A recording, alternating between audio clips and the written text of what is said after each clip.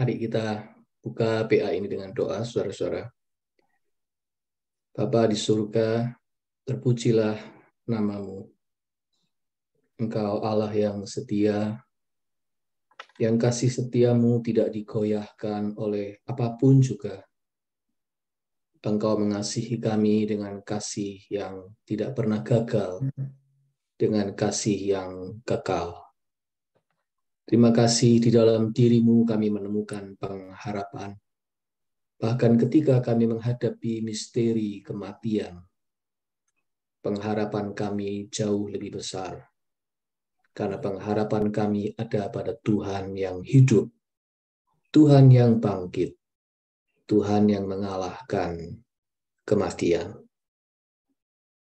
Bapa di surga, terima kasih untuk firman-Mu yang memberi kami peneguhan dan penegasan bahwa kami adalah putra-putri kerajaan surga oleh karena penebusan yang dilakukan oleh Kristus di atas kayu salib. Kami ingin terus merayakan hidup pemberian Tuhan ini dan keselamatan yang Engkau berikan kepada kami dengan persekutuan dan dengan kehidupan yang berusaha untuk memuliakan nama-Mu dan melayani Engkau. Terima kasih Engkau mempersekutukan kami malam ini dalam Bible Study ini.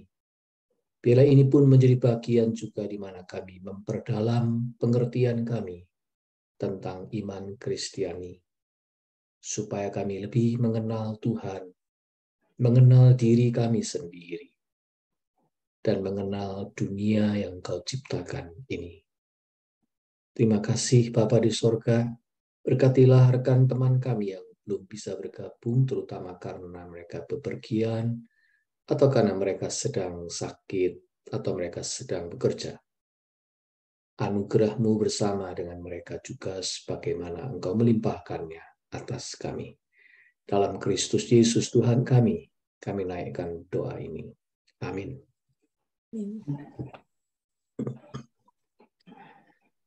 Ya, saudara-saudara, kita melanjutkan pada pertemuan yang terakhir dari tema Life After Death ini, atau pertemuan yang ke-15. Saya akan share screen dulu.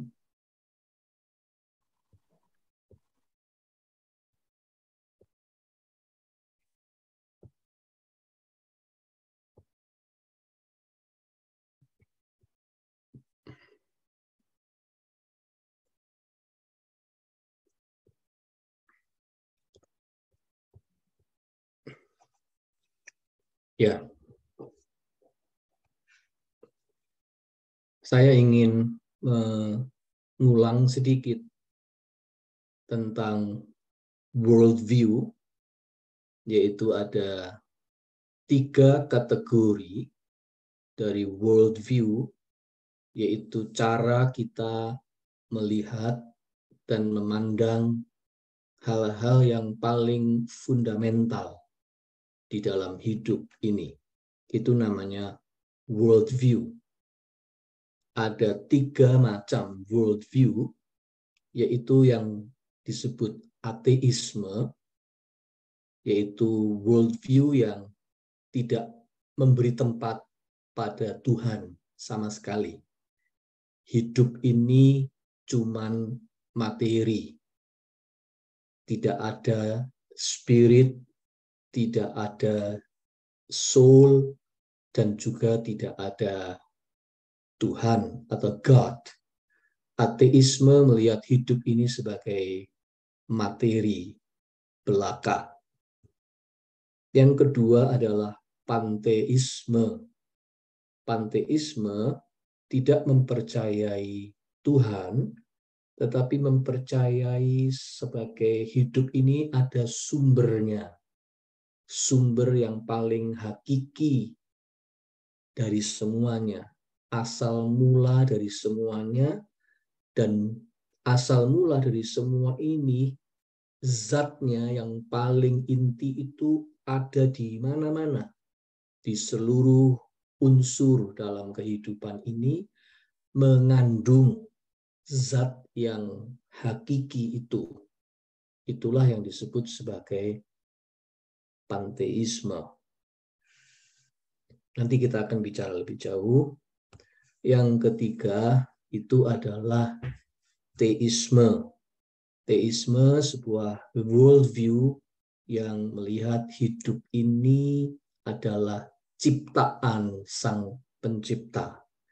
Ada Allah, ada Tuhan yang punya pribadi yang separate dari ciptaannya.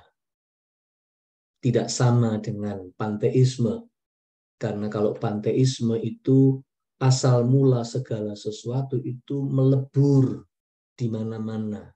Tapi kalau teisme melihat Tuhan itu sebagai pribadi dan dia independen dari ciptaannya. Dia sosok yang tersendiri. Itulah yang disebut sebagai theos atau Allah. Oleh sebab itu worldview ini disebut sebagai teisme. Tentu saja kita menolak ateisme. Kita juga menolak panteisme. Kita lebih condong kepada worldview yang ketiga, yaitu teisme. Nah, sekarang kita kembali kepada topik kita, ya, yaitu tentang surga dan neraka. Pendapat yang mengatakan surga dan neraka itu tidak ada. Itu banyak sekali di dunia ini. Pendapat yang menyatakan bahwa tidak ada surga dan tidak ada neraka. Worldview ateisme mengatakan itu tidak ada surga, tidak ada neraka. Sebab sesudah kematian, semua materi binasa, decay, rusak, habis, selesai, hancur, dan titik sudah selesai. Jadi sesudah kematian, ya mati sudah. Tidak ada apa-apa lagi. Karena tidak ada jiwa yang kekal, tidak ada roh, dan tidak ada Tuhan. Pokoknya segala sesuatu kalau sudah mati ya habis, selesai. Tetapi kita juga pernah membicarakan yang namanya manusia itu selalu rindu pada kekekalan. Manusia itu sebetulnya pada dasarnya nggak mau mati. Ya. Kalau toh dia mati, dia berusaha meninggalkan legacy.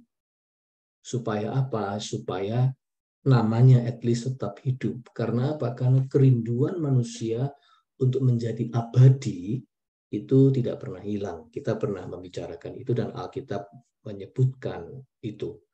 Oleh sebab itu, ateisme walaupun tidak percaya Tuhan, tetapi biasanya ateisme modern menaruh pengharapan pada teknologi. Ya, kita tahu itu. Kita pernah membicarakan kan bahwa kalau orang berharap pada teknologi, maka ateisme kalau nanti badan ini mati, mereka masih melihat kemungkinan dihidupkan kembali. Oleh karena itu harus dicegah supaya awet, dicegah pengerusakannya. Oleh karena itu di-es atau diawetkan supaya nanti suatu saat mungkin kalau teknologi sudah maju, maka badan yang sudah mati tadi, otaknya entah disetrum atau diapakan pakai teknologi maju, bisa hidup kembali. Itu pemikiran dari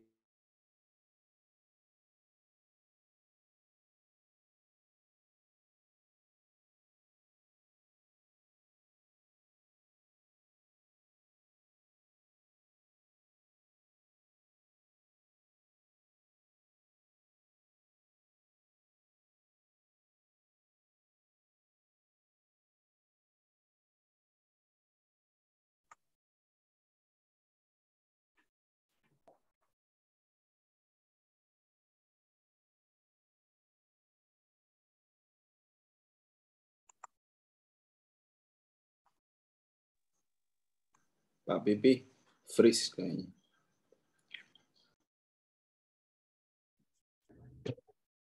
Iya, halo. Oke, sebentar ya. Iya, sudah balik lagi. Sudah masuk ya?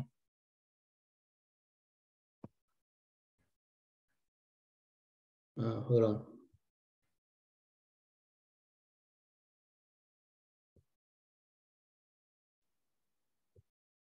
Dan Zoom saya kok hilang.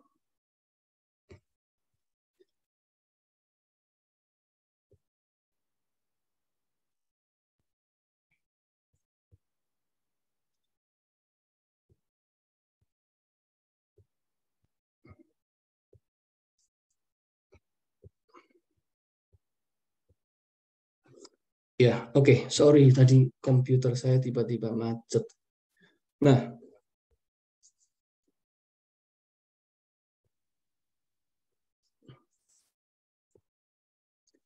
jadi saudara, ateisme melihat pengharapannya ada pada teknologi, ya, tetapi Tuhan tidak ada.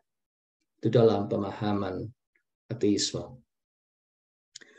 Beberapa waktu yang lalu, Christian sempat kirim kepada saya satu link yang menjelaskan bahwa di Amerika sudah ada company yang melakukan bisnis itu, gitu ya. Jadi upaya untuk mengawetkan ya, makhluk hidup yang kemudian nanti pengharapannya kalau teknologi maju, maka yang sudah mati itu bisa dihidupkan kembali. Itu mimpi dari kaum ateisme tentang teknologi. Yang kedua, panteisme. Panteisme juga tidak melihat ada surga dan ada neraka. Karena menurut panteisme, sesudah mati, maka kehidupan ini masuk dalam siklus lahir kembali. Itu yang kita bicarakan Kamis lalu, reinkarnasi. Jadi begitu mati, akan lahir kembali dalam wujud yang berbeda, di kesempatan yang berbeda. Nanti mati lagi, lalu muter lagi, hidup lagi, lahir kembali di kesempatan yang berbeda lagi. Dan itulah proses lingkaran atau siklus reinkarnasi yang tidak habis-habisnya. Harapannya adalah pada moralitas. Jadi kalau manusia bisa hidup baik di satu periode tertentu, diharapkan dia itu nanti lahir kembalinya itu lebih baik. Lebih baik, tetapi ada pengharapan lewat bantuan moralitas, lewat bantuan meditasi, cara-cara tertentu, mereka akhirnya nanti bisa bersatu dengan zat yang ilahi atau zat yang hakiki tadi, sehingga melebur di dalamnya seperti bunga api kembali kepada nyala apinya. Nah, pada saat itulah baru putus siklus reinkarnasi itu. Dan kapan itu terjadi, itu tidak ada yang tahu. Ya. Itu hanya sebuah pengharapan dan usaha keras dari manusia untuk punya moralitas yang baik, supaya dia bisa lepas dari siklus reinkarnasi. Kalau lepas, itu yang disebut, kalau agama Buddha menyebut itu nirwana. Tapi perhatikan, nirwana itu bukan surga. Ya, nirwana itu adalah lepas dari siklus reinkarnasi, lalu menyatu dengan sumber dari segala sesuatu. Nah, menyatunya itu sudah sama sekali hilang, ya, tidak ada individu, tidak ada pribadi di situ lagi. Pokoknya lepas dari siklus reinkarnasi dan menjadi satu dengan sumber dari segala yang hidup. Itu harapan dari panteisme. Jadi mengandalkan moralitas, kebaikan. Nah, jadi baik ateisme maupun panteisme sebenarnya tidak mengajarkan surga dan tidak mengajarkan neraka. Worldview mereka memang begitu. Gitu. Itu sebabnya saya katakan di dunia ini sekarang pandangan yang melihat bahwa surga dan neraka itu tidak ada itu banyak sekali. Ya. Bahkan lebih banyak. Karena apa? Karena ada ateisme, ada panteisme. Ateisme bersama dengan teknologi itu pengikutnya banyak sekali. Ya, di Amerika ini jumlah orang ateis banyak sekali. Sedangkan panteisme sebetulnya itu agama-agama atau keyakinan kuno dari timur. Tetapi seperti yang saya katakan Kamis lalu, agama atau keyakinan panteistik ini sekarang sudah dimodernisasi. Ya. Dunia Barat menjadikannya suatu movement. Dan itulah yang kemudian melahirkan New Age Movement. New Age Movement itu di Amerika pengikutnya banyak sekali. Karena mereka juga mempercayai, ini tadi juga reinkarnasi dan macam-macam, tetapi pada prinsipnya itu tidak melahirkan kepercayaan bahwa surga dan neraka itu tidak ada.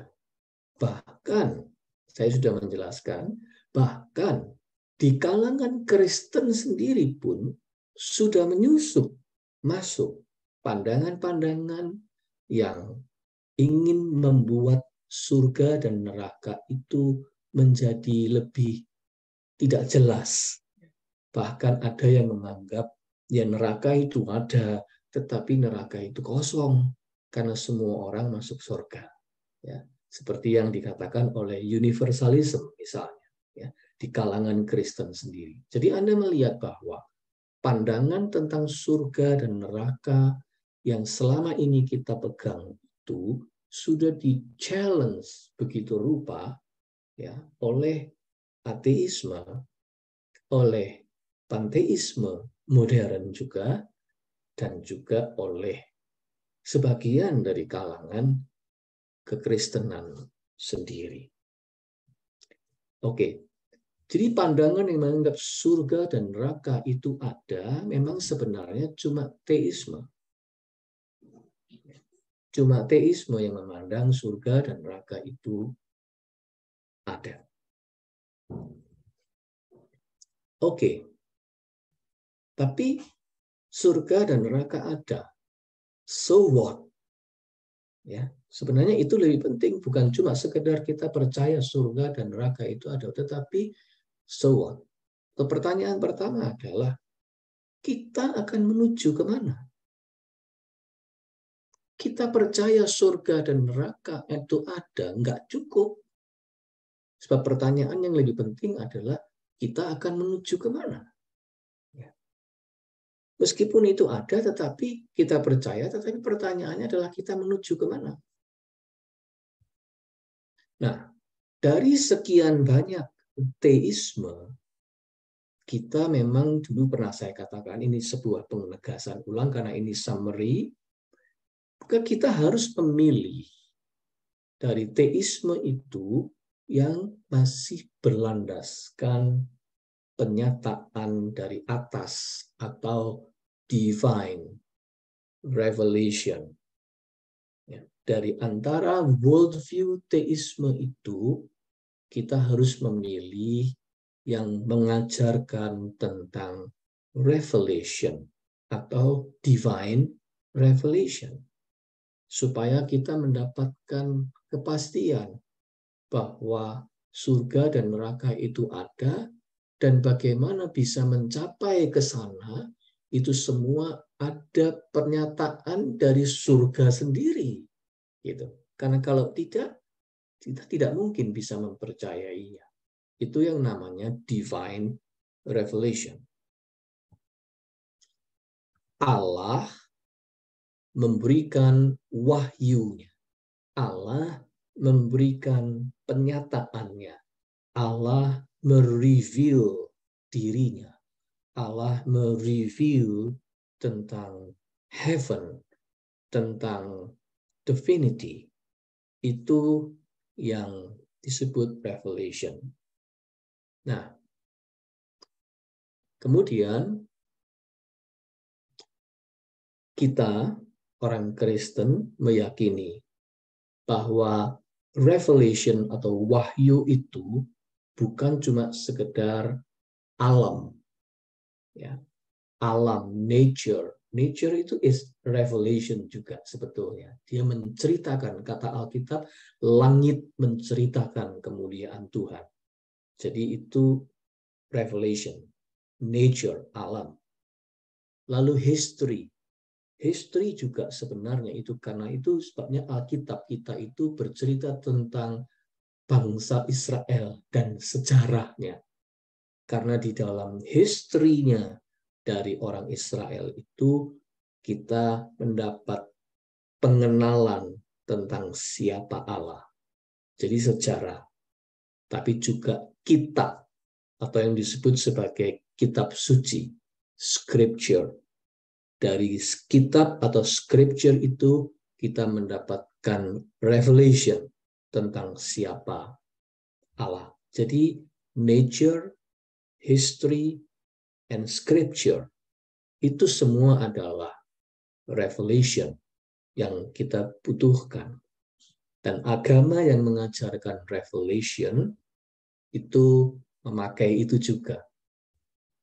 Tetapi Christianity tidak berhenti sampai di situ. Christianity bergerak lebih jauh. Wahyu itu adalah God in flesh. Allah bukan cuma memperkenalkan diri lewat alam semesta, atau lewat sejarah, atau lewat kitab suci, tetapi Allah memperkenalkan dirinya dalam bentuk manusia yang konkret, yang bernama Yesus Kristus, God in flesh. Ini yang dalam teologi iman Kristen disebut inkarnasi. Jadi ini tolong dibedakan dengan reinkarnasi. Ya. Ini lain sama sekali. Ini adalah inkarnasi. Artinya Allah itu masuk in di dalam karnis. Karnis itu daging. Allah yang menjadi daging. Itulah God in flesh, Jesus Christ. Itu adalah puncak dari revelation, penyataan ilahi. Itu sebabnya di dalam Alkitab, Yesus itu selalu berkata, I am. I am the way, the truth, and the life. I am the life and the resurrection. I am the bread of life. Dan seterusnya. Ia selalu berkata tentang I am dengan confident.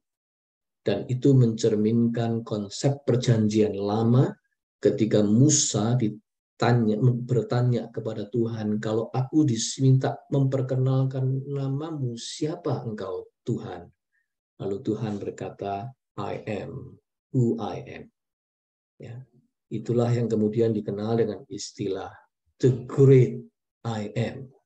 Ya, Allah itu adalah Allah yang memperkenalkan diri di dalam kepenuhannya dan berpuncak mulai dari sejarah awal semula penciptaan sampai dengan kemudian kedatangan Yesus Kristus.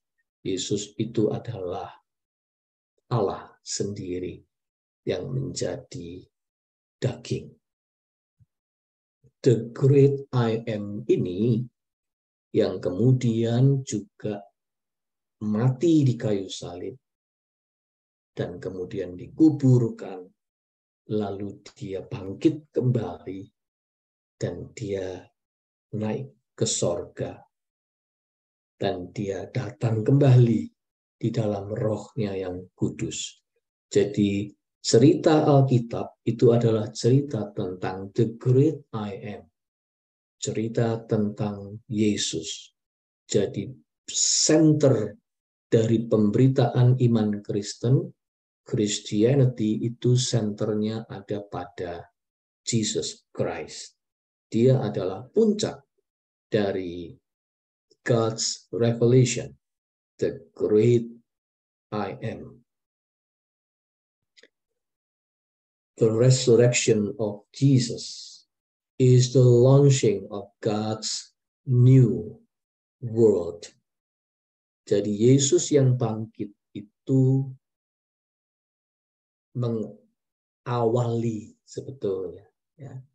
Dia melaunching di depan apa yang akan terjadi nanti, yaitu datangnya langit dan bumi yang baru, di mana semua orang yang percaya akan dibangkitkan kembali seperti dirinya.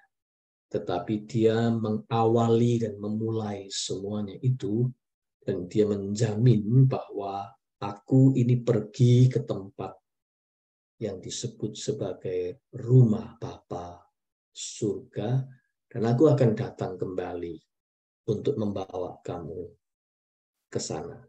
Sangat jelas. Ya. Tidak ada tokoh siapapun di dunia ini yang bisa berkata dengan wibawa yang sebesar itu selain Yesus. Mengapa? Karena dia adalah God himself, God in flesh. Nah, saya mengingatkan kembali kepada piramid ini. Ya. Piramid ini diawali dari sebuah lapisan yang disebut truth. Surga dan neraka itu ada. That is the truth. Lepas dari worldview yang tidak percaya, yang kita sudah singkirkan karena kita memilih pada teisme. Teisme mengajarkan truth tentang surga dan neraka. Tapi bukan cuma sekedar teisme, kita harus memilih teisme yang mengajarkan tentang God's revelation. Dan dari God's revelation itu, kita memilih yang mengajarkan tentang Allah yang menjadi daging, dan kemudian dia mati di kayu salib untuk melakukan penebusan, dan dia bangkit kembali pada hari yang ketiga, untuk kemudian dia siap naik dan kembali ke surga, dilantik menjadi Tuhan atas kehidupan dan kematian. Dan itulah yang disebut sebagai gospel, the good news tentang Allah yang di dalam Yesus Kristus menyatakan kepada manusia, siap untuk membawa manusia yang ditebusnya kembali kepada surga. Itulah the great I am. Itu sebabnya dari semua teisme kita memilih Christianity. Bukan dengan kesombongan, tetapi kita memang melihat hanya Christianity yang memberikan sebuah jaminan bahwa wahyu itu ada di dalam diri manusia konkret yang bernama Yesus. Dan dia pernah mati, tetapi dia keluar dari kerajaan maut, mengalahkannya, dan kemudian kembali ke surga. Dialah yang menjamin siapa yang mengikut dia tidak akan mati seterusnya, tetapi akan memperoleh hidup yang kekal. Hanya Christianity yang mewartakan tentang the good news ini. Itu sebabnya kita berpegang kepada keyakinan ini. Juga kalau bicara tentang surga dan neraka. Harapannya, Christianity meletakkan harapan pada Yesus. Kalau tadi saya bilang ateisme, meletakkan harapannya pada siapa? Pada teknologi. Barangkali BE, mudah-mudahan ada teknologi yang kelak bisa menghidupkan kembali sel-sel yang sudah rusak. Oleh karena itu, yang diawetkan itu tujuannya supaya bisa dihidupkan kembali dengan teknologi. Ateisme meletakkan harapannya pada teknologi. Sementara panteisme meletakkan harapannya pada moralitas diri sendiri, pada kebaikan, supaya bisa melepaskan diri dari lingkaran reinkarnasi. Karena reinkarnasi itu sebetulnya adalah upaya untuk orang harus membayar kesalahannya. Ingat, hukumnya reinkarnasi itu hukum karma. Orang harus membayar. Dan kalau belum lunas, ya bayar terus, muter terus. Nah, supaya bisa lepas, ya harus dengan membangun moralitas yang sempurna. Itu harapan panteisme. Tapi Christianity tidak melihat harapan lain. Manusia nggak mungkin membayar kesalahan dan dosanya. Sekalipun dikasih kesempatan 1000 kali untuk hidup lagi seperti panteisme, ya manusia tetap akan berdosa. Dan tidak mungkin membayar lunas dosanya. Apalagi teknologi. Teknologi juga ciptaan manusia. Oleh sebab itu, Christianity meletakkan pengharapan kita hanya pada Yesus. The great I am. Yang berkata dengan tegas, I am the way, the truth, and the life.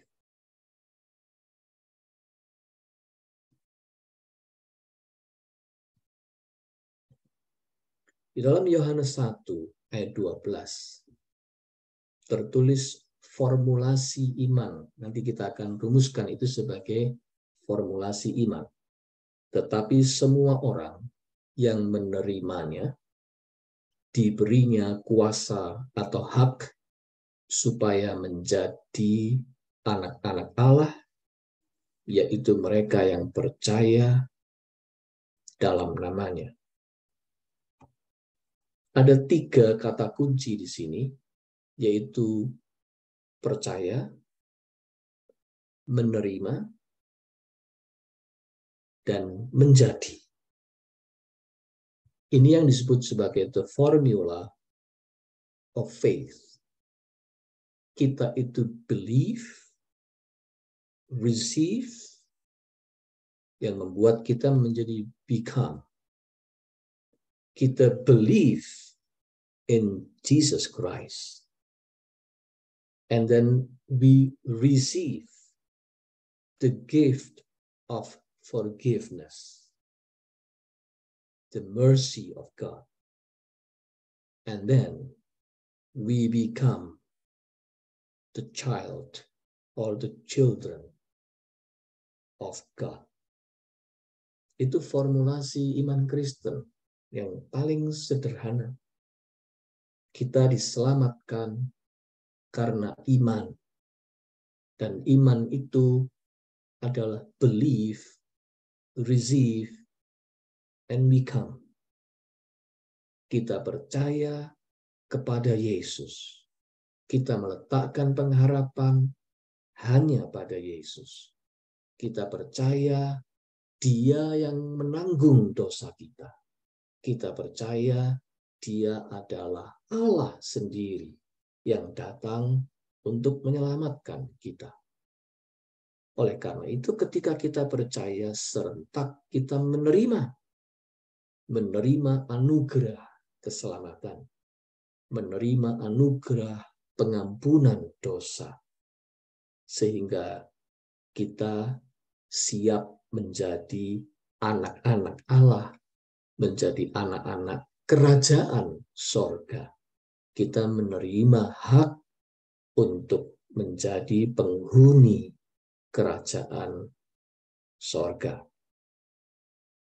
Itulah Christianity. Nah, dalam 1 Yohanes 5 ayat 13 disebutkan, semuanya itu kutuliskan kepada kamu, supaya kamu yang percaya kepada nama Anak Allah tahu bahwa kamu memiliki hidup yang kekal.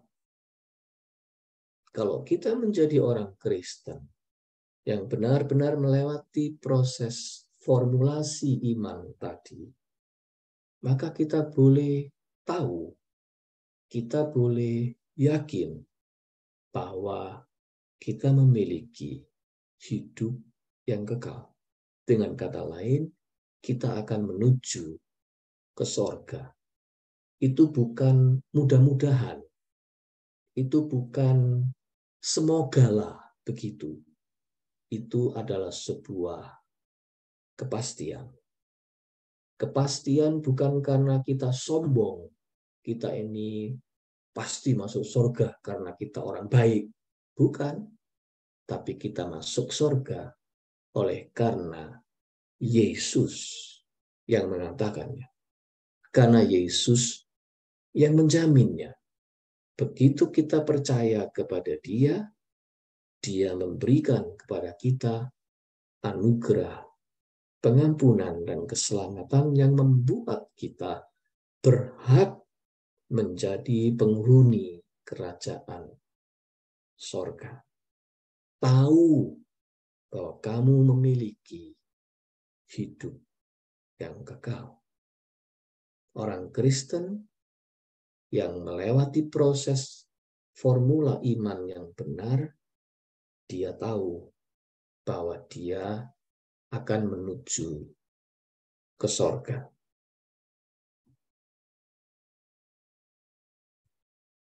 Oleh karena itu, Lee Strobel di dalam bukunya Case for Heaven, dia menutup dengan sebuah challenge. God doesn't want you living in a state of anxiety or uncertainty about where you stand with Him. Yes, you can know right now with certainty that you will revel in the goodness of God in heaven forever. If you believe the Jesus story as best as you can, then receive His gift of forgiveness and eternal life in a sincere prayer of repentance and faith. And you will become His child for eternity. You will dwell with God, and He will dwell with you in the new heaven and the new earth.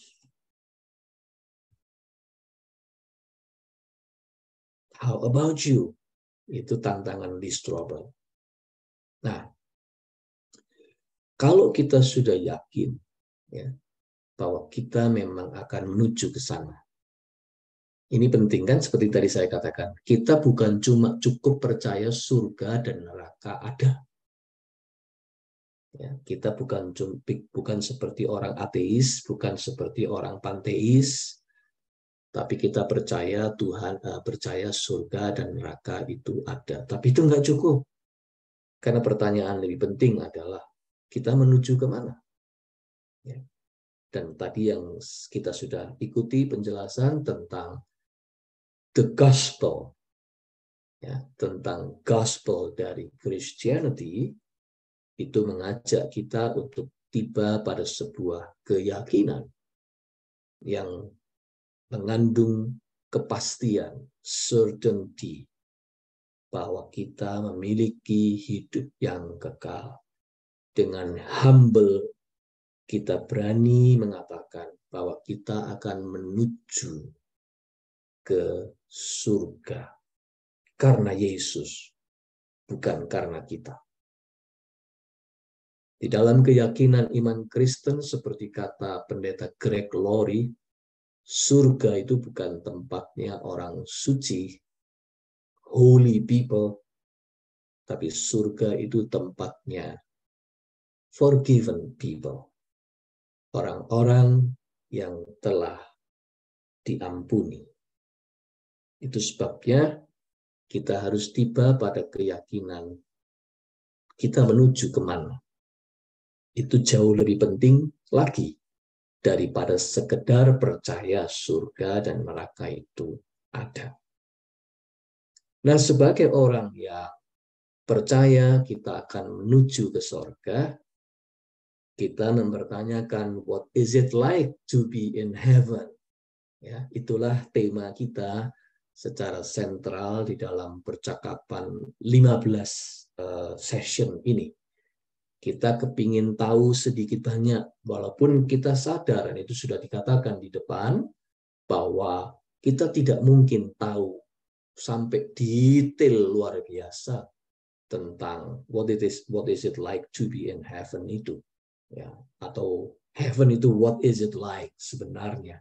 Kita seperti kata Martin Luther, kita seperti bayi dalam kandungan yang tahu tentang kehidupan di luar kandungan itu sesedikit apa. Ya, kita cuma menangkap dengan radar-radar, lewat suara, lewat gerakan dari ibu kita, dan seterusnya. Ya, cuman begitu. Tapi bagaimana dunia luar itu di luar rahim ibunya, itu dia tidak tahu persis sebanyak-banyaknya. Seperti itulah kita. Ketika kita masih di dalam kehidupan ini, yang kita tahu tentang surga itu so tiny. Ya, itu keyakinan kita, tetapi kita toh tetap mau tahu, ya, dan mencoba menggali dari pesan Alkitab tentang hal itu. Nah, kita mendapatkan gambaran dari Alkitab yang saya summary-kan kembali, ya. Selama pembahasan ini kita sudah membahasnya secara detail. Jadi both in paradise, atau yang sering disebut sebagai present heaven, yaitu ketika orang meninggal saat sekarang, ketika Tuhan belum datang kembali, itu disebut sebagai present heaven atau paradise. Dan kemudian nanti ada the new heaven and earth yang disebut the future heaven atau the city of God, surga yang turun ke bumi. Nah, itu baik di situ, baik di paradise maupun the new heaven and earth, ciri-ciri activity kita adalah satu, berlaku prinsip yang sama di situ. Yang Alkitab beritakan adalah akan terjadi act of worship. Kehidupan surgawi itu akan penuh dengan worship. Semua activity yang ada hubungannya dengan worshiping God itu menjadi aktivitas yang sangat menonjol di situ.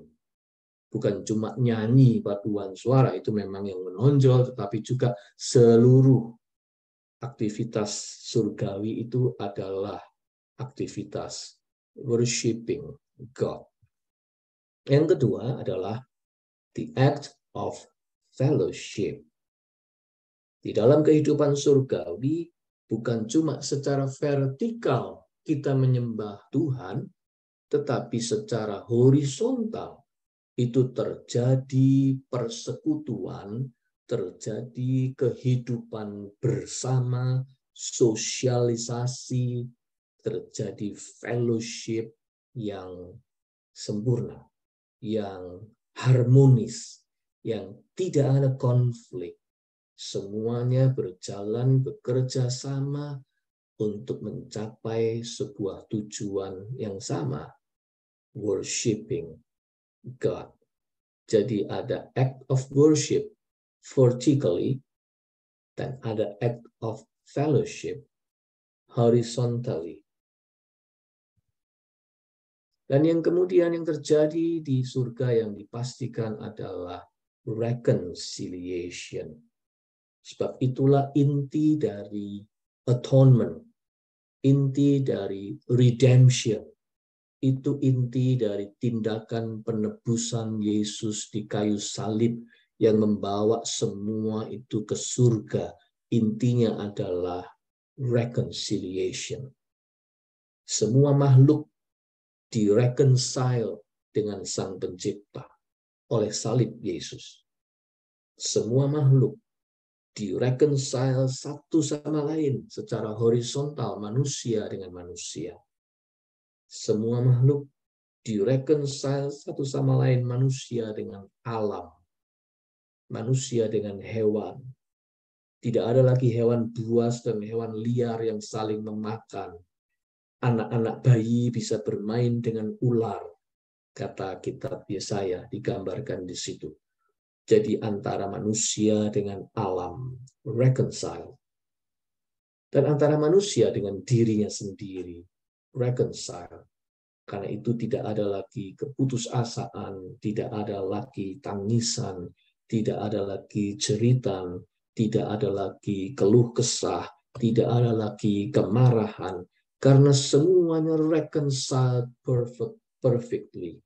Manusia itu berdamai dengan dirinya, berdamai dengan sesama, berdamai dengan alam semesta, berdamai dengan Allah. Surga itu isinya reconciliation. Dan yang terakhir, yang disebut the beatific vision. Di surga, kita hanya akan melihat keindahan. Semua vision itu adalah isinya keindahan. Semua keindahan di dunia ini tidak ada taranya dibandingkan semua keindahan yang akan terjadi di surga. Surga itu adalah the ultimate beauty. Dan the ultimate beauty itu porosnya, sumbernya yang paling indah adalah the beauty of Jesus. Itu sebabnya itu adalah hal yang paling utama nanti akan terjadi. Surga adalah tempat di mana kita akan memandang rupa Tuhan.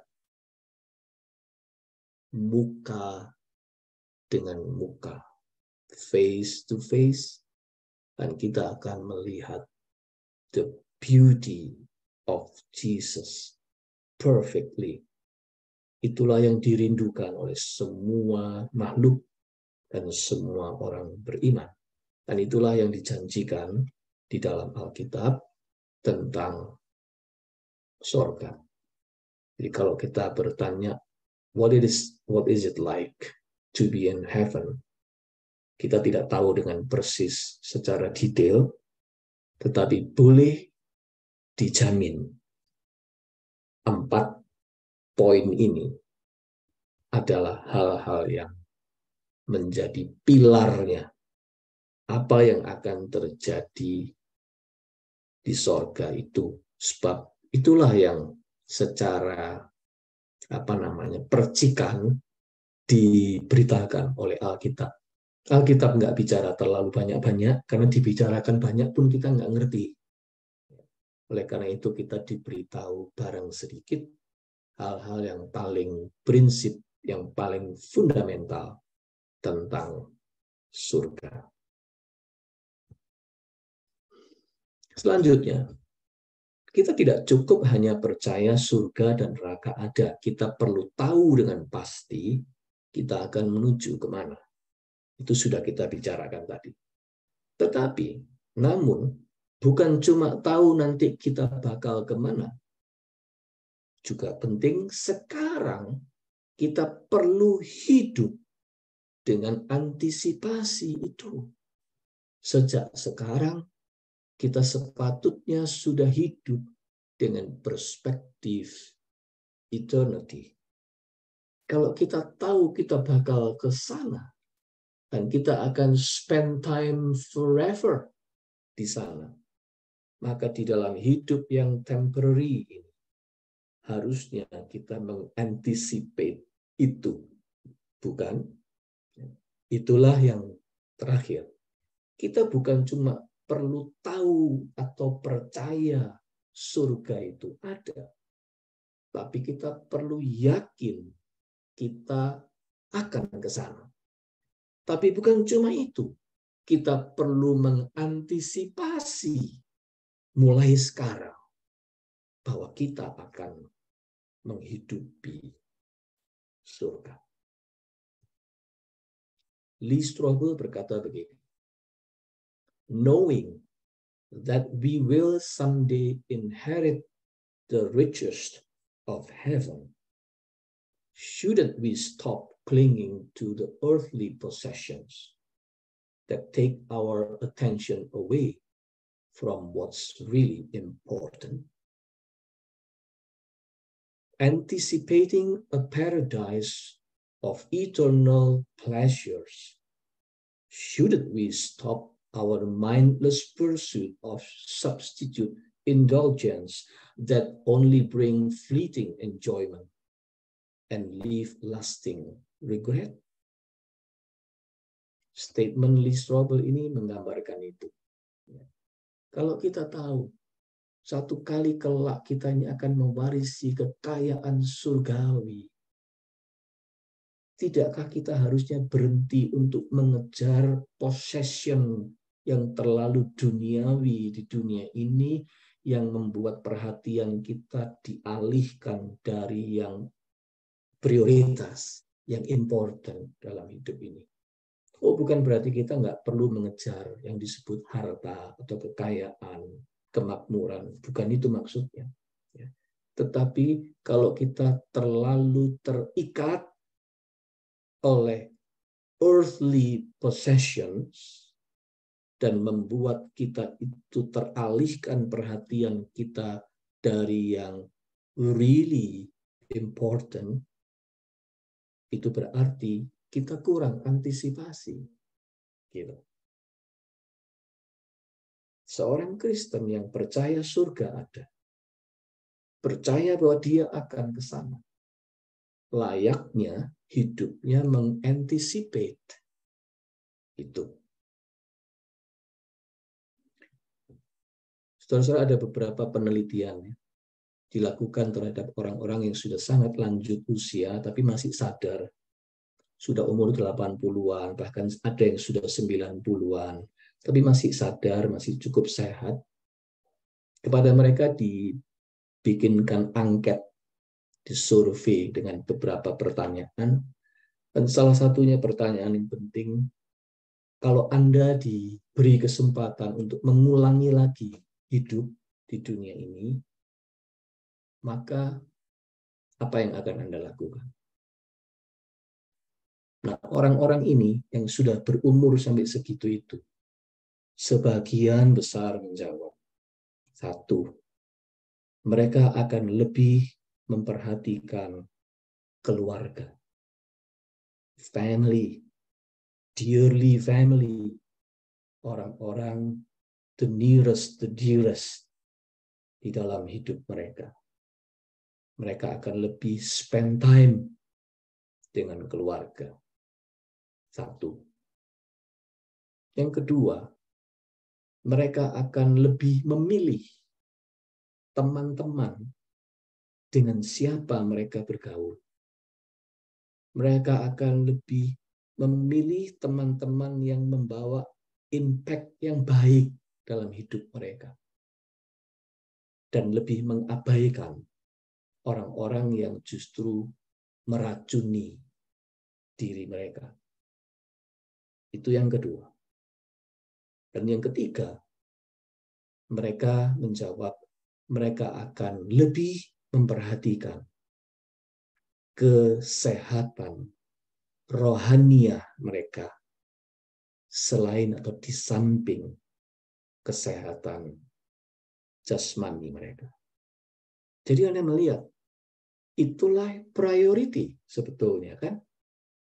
Priority di dalam hidup yang banyak diabaikan waktu orang masih muda, waktu orang merasa bahwa hidup masih panjang. Tapi ketika dia sudah sampai di dekat ujung, hidupnya sudah sampai di dekat ujung, dia baru regret bahwa hal-hal yang prioritas itu dulu dia tidak sempat memberikan prioritas yang baik. Itu sebabnya kalau ditanya mereka mau mengulang, boleh mengulang, mereka akan melakukan itu. Menarik bukan? Ya. Itu data yang konkret. Bagaimana menunjukkan kita manusia ini memang seringkali tidak mengantisipasi kehidupan surgawi itu dengan baik sejak sekarang. Kita tidak sungguh-sungguh menghidupi what's really important.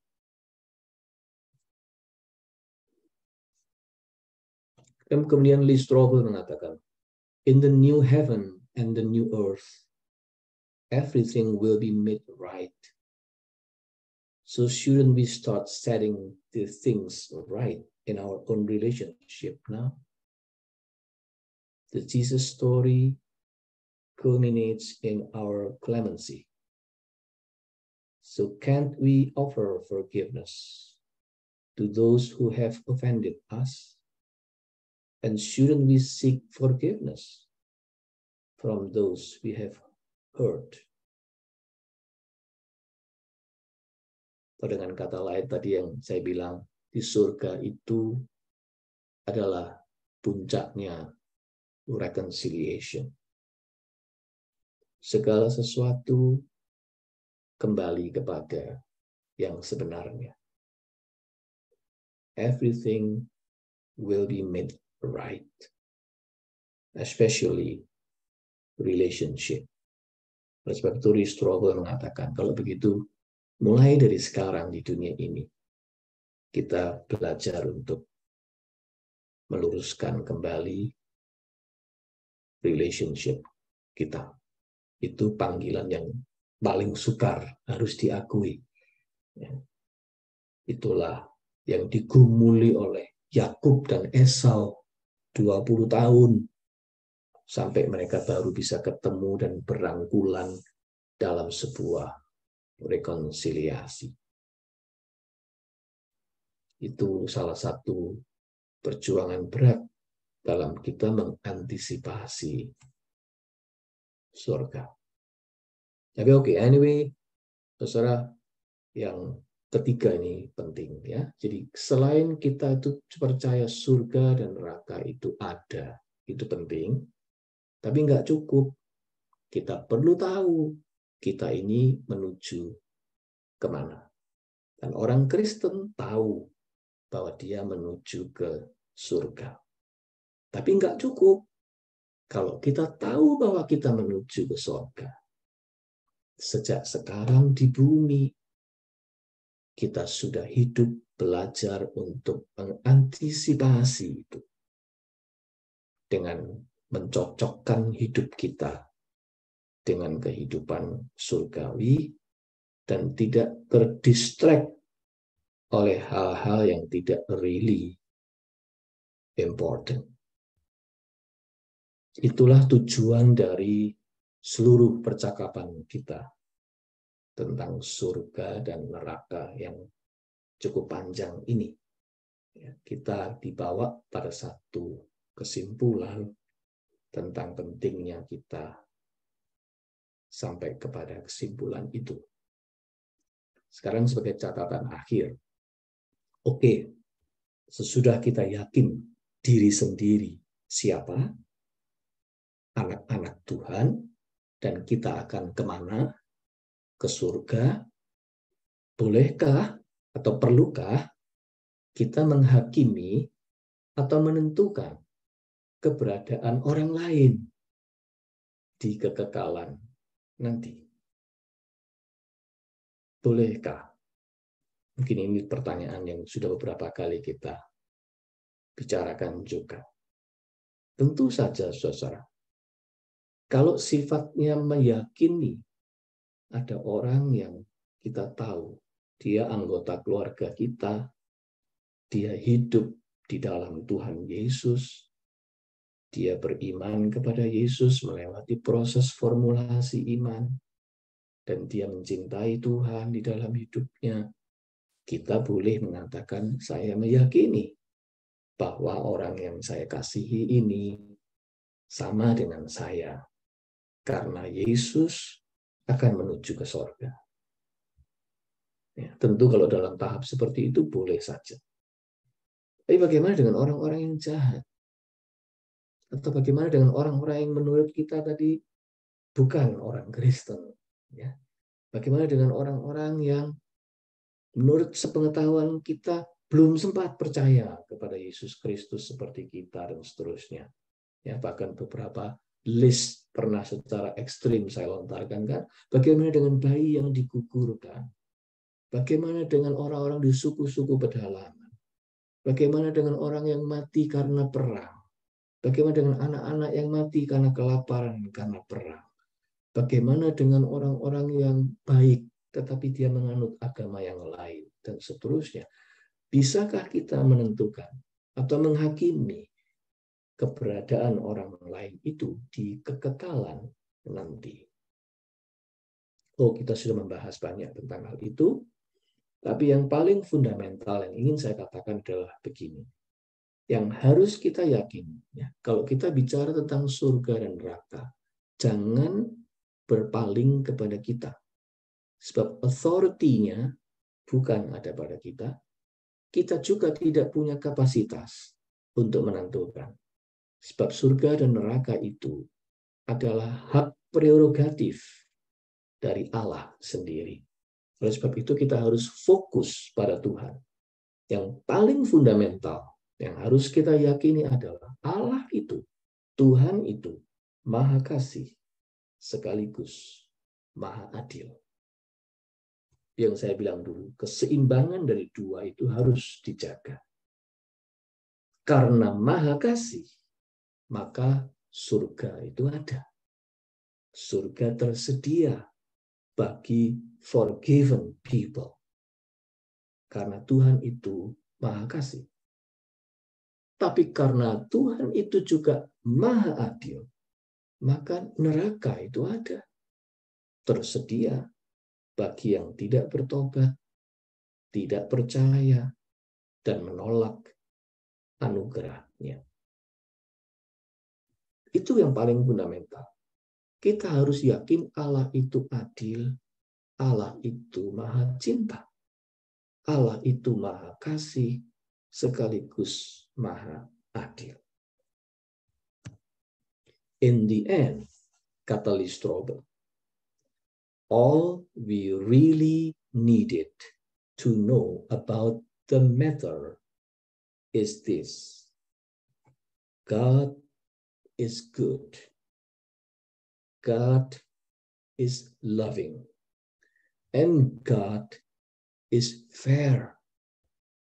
When we're confident of those foundational truths, we can thoroughly trust Him for the outcome. Saya suka statement di Strobel ini. Yang paling penting kita itu percaya Allah itu baik, Allah itu kasih, dan Allah itu fair, adil.